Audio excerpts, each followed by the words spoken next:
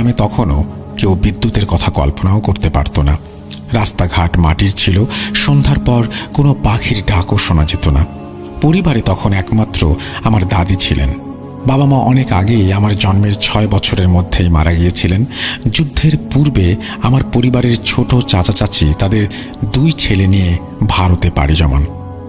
ঘটনা শুরু হয় একদিন আমি বাজারে গিয়ে বন্ধুদের সাথে যাত্রা দেখতে পাশের গ্রামে যাই। দেখতে দেখতে মধ্যরাত হয়ে যায়। বাড়িতে যাওয়ার কথা প্রায় ভুলেই গিয়েছিলাম। যখন যাত্রা শেষ হয়, সবাই একসাথে বাজার পর্যন্ত আসার পর যে যার বাড়ির দিকে চলে যায়। তখন আমি একটা হ্যারিকেন হাতে নিয়ে বাড়ি ফিরব। তখনও আমার মনে কোনো ভয় কাজ করেনি। দাদার সাথে আগে অনেক জায়গায় যাত্রা দেখতে গিয়েছি, এই প্রথম একা গিয়েছিলাম।